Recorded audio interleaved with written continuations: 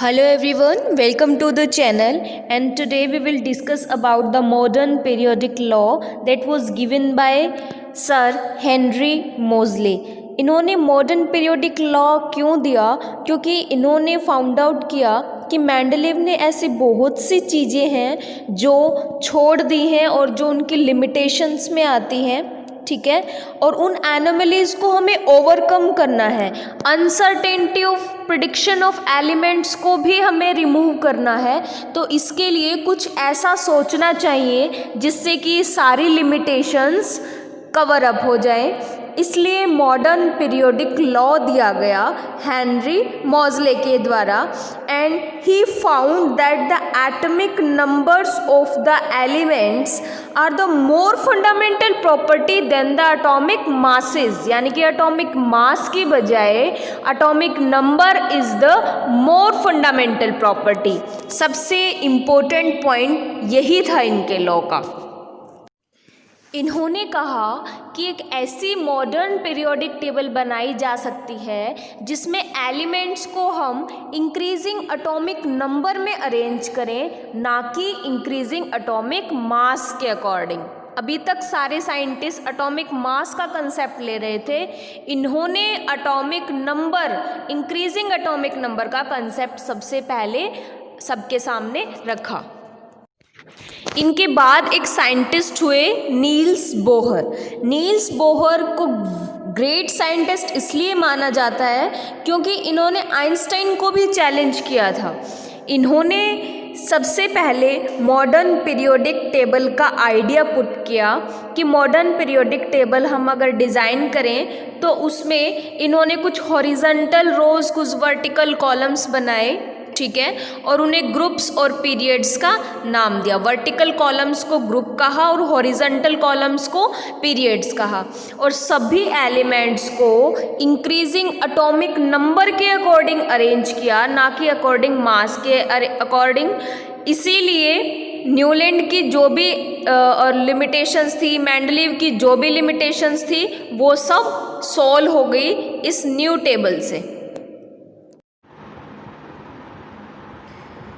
देखो बच्चों, मेंडलीव की क्लासिफिकेशन में जो भी प्रॉब्लम्स थी, that all problems were solved by the modern periodic classification. क्या क्या प्रॉब्लम्स थी, मॉडर्न पीरियोडिक टेबल ने उन्हें कैसे सॉल्व किया, ये हम देखते हैं। देखो, मेंडलीव की टेबल की पहली प्रॉब्लम थी कि number of elements between any two elements can't be predicted, यानी कि जो कोई भी एलिमेंट्स थे वो एक पर्टिकुलर सीक्वेंस में नहीं थे, रेगुलर सीक्वेंस में नहीं थे, उनके बीच कुछ नंबर्स का गैप था क्योंकि वो एटॉमिक मासेस के बेस पे अरेंज किए हुए थे, ठीक है। तो किन्हीं दो एलिमेंट्स के बीच में मोर एलिमेंट्स और कितने आ सकते हैं ये हम प्रिडिक्ट नहीं कर सकते थे, लेकिन क्योंकि मॉडर्न पीरियोडिक टेबल में elements are arranged according to atomic number, so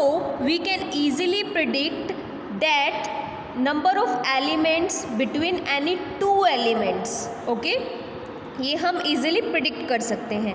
second problem क्या थी कि increasing order of atomic mass is not allowed everywhere. हर जगह जो एलिमेंट्स थे ऐसा नहीं हो पा रहा था कि वो इंक्रीजिंग एटॉमिक मास के अकॉर्डिंग अरेंज थे, क्योंकि मेंडलीव सर ने अपना periodic table increasing atomic mass के अकॉर्डिंग दिया था, लेकिन उनका ये रूल हर जगह फॉलो नहीं हो रहा था। लेकिन ये जो मॉडर्न पीरियोडिक टेबल है, मॉडर्न पीरियोडिक टेबल में सर हेनरी मोजले ने जो एलिमेंट्स को अरेंज किया है वो according to increasing atomic number है और वो हर जगह फॉलो हो रहा है। मेंडलीव सर आइसोटोप्स के लिए कोई पोजीशन डिफाइन नहीं कर पाए थे, हमने लिमिटेशंस में पढ़ा था, लेकिन मॉडर्न पीरियोडिक टेबल ने आइसोटोप्स को एक ही प्लेस पर सेम पोजीशन में रखा है, उन्हें फिक्स पोजीशन दी है। आइसोटोप्स होते हैं ऐसे elements which constitute same atomic number but different atomic masses, ठीक है। एक ही एलिमेंट के आइसोटोप्स कई मिल सकते हैं। फोर्थ प्रॉब्लम थी no fix position was given to hydrogen. Hydrogen को कोई फिक्स पोजीशन नहीं असाइन कर पा रहे थे मेंडलीव सर, जबकि मॉडर्न पीरियोडिक टेबल में हाइड्रोजन को एक फिक्स पोजीशन दी गई थी। तो ये सारी प्रॉब्लम्स जो मेंडलीव सर ने, जो फादर ऑफ पीरियोडिक टेबल कहलाते हैं, उनकी टेबल में जो भी problems I that all were solved by the modern periodic table. अब मॉडर्न पीरियोडिक टेबल में ग्रुप्स को कैसे अरेंज किया गया, 18 ग्रुप्स बताए गए। फर्स्ट पॉइंट था कि जो फर्स्ट ग्रुप है उसके एलिमेंट्स को हम एल्कली मेटल्स कहेंगे। एल्कली का मतलब स्ट्रॉन्ग बेस, ऐसे बेस जो वाटर सॉल्युबल होते हैं that are called as alkali, ठीक है, तो हमने उनको एल्कली कहा। सेकंड है the second group elements are called as alkaline earth metals, ठीक है। 16 ग्रुप को चाल्कोजेंस बोला गया, यानी कि ओर फॉर्म करते हैं। ओर जो है वो इम्प्योर फॉर्म होती है किसी भी एलिमेंट की, that is called as ore. 17th group जो है that includes halogens. Halogen means sea salt जो प्रोड्यूस करते हैं ऐसे कंपाउंड्स। और जो रेस्ट ऑफ द ग्रुप्स हैं these were named by using the first element of the group। जैसे ग्रुप 15 है, नाइट्रोजन पहला एलिमेंट है तो ग्रुप का नाम दे दिया नाइट्रोजन फैमिली। 13 का पहला बोरोन है, नेम दे दिया बोरोन फैमिली। इस तरह से फर्दर ग्रुप्स की नेमिंग की गई। 18th ग्रुप ऑफ एलिमेंट्स को जीरो ग्रुप कहा गया या नोबल गैस कहा गया। नोबल गैस को ट्रांजिशन एलिमेंट्स और किसी के साथ ट्रांजिशन एलिमेंट्स या ट्रांजिशन मेटल्स, इस तरह की गैसेस को जो 18 ग्रुप में प्रेजेंट है that were called as noble, यानी कि ये मेटल और नॉन मेटल दोनों तरह की प्रॉपर्टीज के बीच में ट्रांजिट करते रहते हैं, इसलिए इनको हमने नाम दे दिया ट्रांजिशन एलिमेंट्स या ट्रांजिशन मेटल्स। उसके बाद some groups have few elements which have in between properties of metals and non metals. कुछ ऐसे एलिमेंट्स भी थे जिनकी परमानेंटली ही ऐसी प्रॉपर्टीज थी जो ना तो मेटल की तरह दिखाई देती है और ना ही नॉन मेटल की तरह, तो उनको हमने मेटलॉइड्स कहा और ग्रुप नंबर 14 में रखा। जब तुम ये पढ़ रहे हो तो साथ में पीरियोडिक टेबल आप लेकर बैठेंगे अपनी बुक में खोल के, ठीक है। फॉर एग्जाम्पल जो 14 ग्रुप है उसमें सिलिकॉन और जर्मेनियम मेटलॉइड्स हैं, ठीक है। तो इस तरह से ऐसे ग्रुप को मेटलॉइड्स नाम दिया गया। जो की पॉइंट है दैट इज कि नंबर ऑफ वैलेंस इलेक्ट्रॉन एक पर्टिकुलर ग्रुप में हमेशा सेम मिलेगा, ठीक है। सपोज करो कोई एलिमेंट ग्रुप नंबर 17 से बिलोंग कर रहा है तो उसके हर एलिमेंट के पास 7 वैलेंस इलेक्ट्रॉन्स मिलेंगे, ठीक है। ये स्पेशलिटी है, ठीक है। इसी तरह से हम किसी भी पर्टिकुलर एलिमेंट की पोजीशन को भी लोकेट कर सकते हैं। ये देखो बेटा, group number 1, 2 and 3 to 12, 13, 14, 15, 16, 17 and last जिसमें हीलियम, नियॉन ये सब नोबल गैसेस हैं दैट इज 18th ग्रुप और जीरो ग्रुप।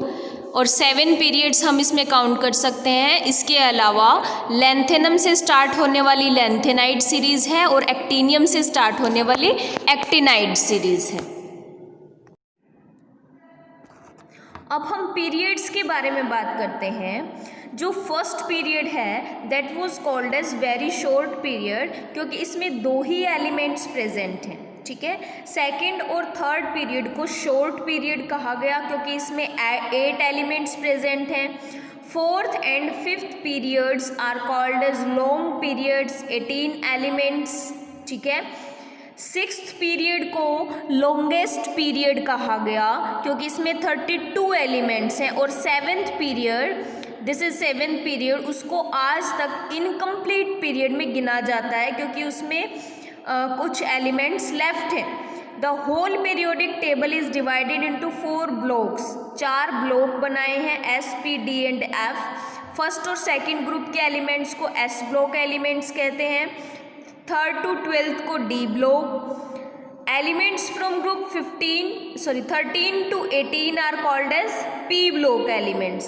ग्रुप नंबर 13 से 18 तक p block कहेंगे, यानी कि हमारा जो नोबल गैसेस वाला ग्रुप है वो भी इसी में आ गया. The two series of 14 elements in each are called as f block. जो पूरी पीरियोडिक टेबल के सबसे लास्ट में हम जो दो लाइनें देखते हैं that R F block elements. ऊपर वाली लाइन को जिसमें फर्स्ट एलिमेंट लैंथेनम है उसको कहते हैं लैंथेनोइड्स. ठीक है, लैंथेनोइड्स की सीरीज है. एलिमेंट्स फॉलोड बाय एक्टिनियम, उससे जस्ट नीचे सीरीज है एक्टिनियम की. दैट एक्टिनियम पहला एलिमेंट है उसका. That series is called as actinoid series. हर एक पीरियड में जो फर्स्ट एलिमेंट है दैट हैज़ 1 वैलेंस इलेक्ट्रॉन, और जो लास्ट एलिमेंट मिलेगा हर पीरियड में उसके पास 8 इलेक्ट्रॉन मिलेंगे. किसी भी पर्टिकुलर पीरियड में सभी एलिमेंट्स की डिफरेंट वैलेंसी होंगी. ठीक है, वैलेंसी अलग है तो डिफरेंट इलेक्ट्रॉनिक कॉन्फ़िगरेशन, यानी कि इलेक्ट्रॉन्स जो है पर्टिकुलर शेल्स में कैसे अरेंज्ड हैं वो भी डिफरेंट होगा. और इलेक्ट्रॉनिक कॉन्फ़िगरेशन डिफर करेगा तो उनकी प्रॉपर्टीज़ भी डिफर करेंगी. ये बताया गया है मॉडर्न पीरियोडिक टेबल में पीरियड्स के बारे में. Okay, it is called as long form of periodic table. Complete periodic table हम देख चुके हैं, ग्रुप्स पीरियड डिस्कस कर लिया. अब डिस्कस करते हैं locating the position of elements in modern periodic table. सबसे पहले देखते हैं कि ग्रुप को लोकेट कैसे करते हैं. The elements present in any one group have the same number of valence electron, ये हम डिस्कस कर चुके हैं. फॉर एग्जाम्पल फ्लोरीन ले लिया हमने और क्लोरीन ले लिया, दोनों ही 17 ग्रुप से बिलोंग करते हैं. कैसे करते हैं, हमें कैसे पता चला कि ये 17 ग्रुप से बिलोंग करते हैं? ठीक है, ये निकालते हैं. फ्लोरीन का atomic number 9, chlorine 17, electronic configuration 27 and 287. Valence electron कितने हैं दोनों के पास? 7. ठीक है, ग्रुप नंबर निकालने का फॉर्मूला 10 प्लस में number of valence electron. So both fluorine and chlorine belong to the group number 17. ठीक है, इस तरह से हम ग्रुप लोकेट कर सकते हैं.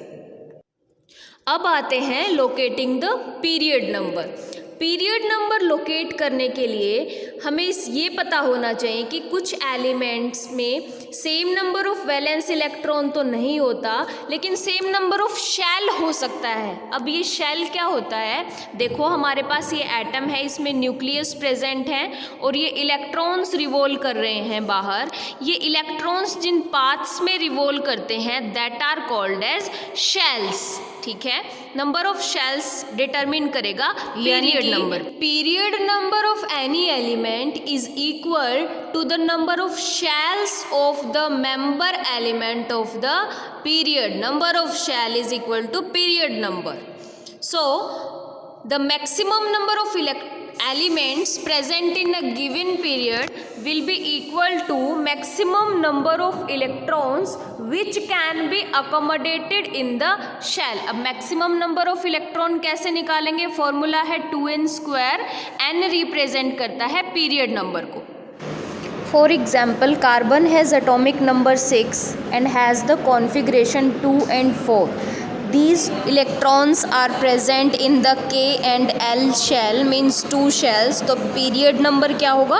2 होगा. सेकेंड पीरियड से बिलोंग करते हैं ये.